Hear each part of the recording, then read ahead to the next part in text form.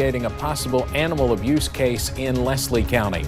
And a worksheet assignment at a Laurel County elementary school has some parents concerned.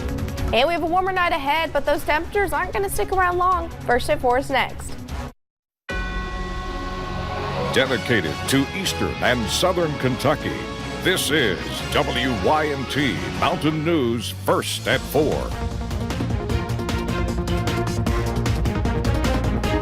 Good afternoon, I'm Steve Hensley. First at 4, you may have seen it shared on Facebook. Claims from a Kentucky Animal Rescue Center of a dog being molested in Leslie County. Kentucky State Police are now investigating the situation. WYMT's Katie Cook is in the newsroom with more. Katie?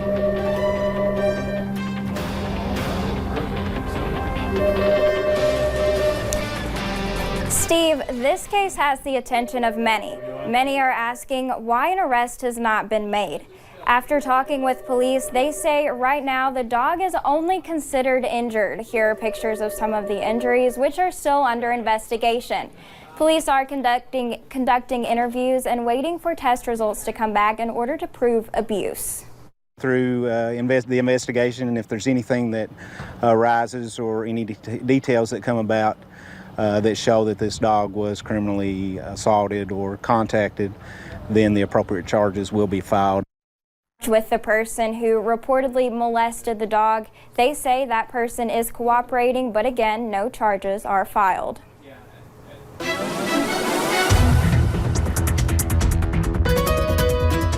Well, we saw a little bit of sunshine earlier this morning. Clouds have moved in and those rain chances are knocking on our front door. We'll go ahead and take you up into Buffalo Mountain where we're seeing those gloomy conditions and maybe a little bit of a critter there on the camera. We'll continue to see those gloomy conditions as we head into tonight. Looking into downtown Whitesburg right now, 59 degrees, so feeling nice and warm out there, but still dealing with those gloomy but dry conditions for now.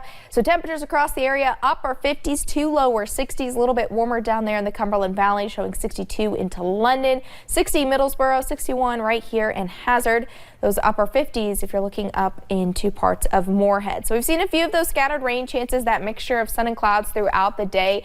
Like I said, that'll continue to increase as we head into tonight. So as we scan the skies now, they're just kind of those stray to scattered rain chances. Those will increase even more very late tonight, but mostly as we head into your Friday and into your Saturday. So that cold front still knocking on our front door. That'll move in tomorrow, continuing to move in as we head into your Saturday. After that, we'll see those temperatures cool off a little bit, and then we'll get a nice rain break before the holidays. I'll have more on that coming up in just a little bit. All right. Thank you, Paige. Some parents in Southern Kentucky say they are concerned about an assignment their elementary-age children received. The assignment had children choose images based on the word fat. It was given by teachers at a Laurel County elementary school. WYMT's Phil Pendleton spoke to a parent in London.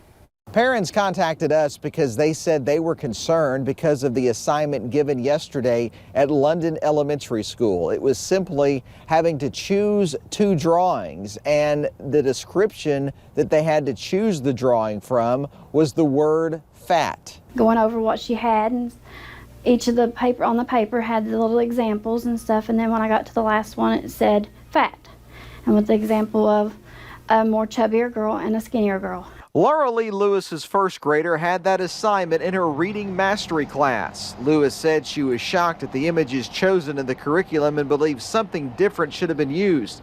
She said she was bullied as a little girl and fears the same will happen with her daughter. The way they illustrated it, that's what bothered me more than anything. It's like the big girl was just being put on display, and it just really hurt. We did ask Laurel County school officials to look into this, and they sent us back a statement saying that no parents had contacted them with this concern, but they were reviewing their curriculum because of it. In Laurel County, Phil Pendleton, now back to you. Lewis says she believes the worksheet could have used other things besides children to show what the word fat means.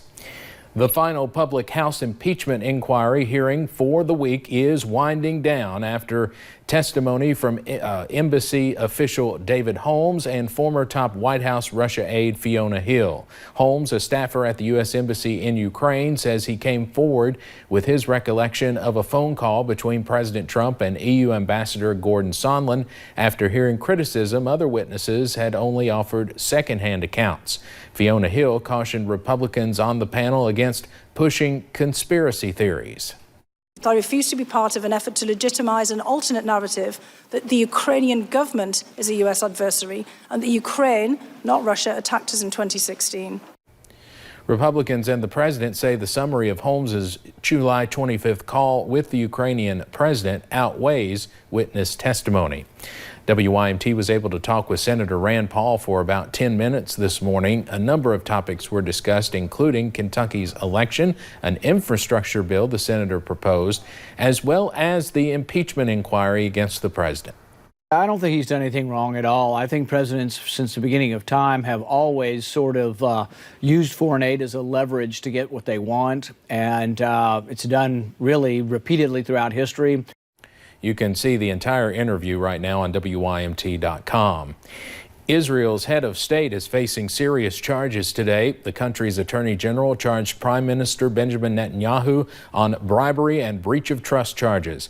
Netanyahu denies the allegations. It is the first time a sitting prime minister has faced a criminal indictment in Israel, but the indictment still may be several months away.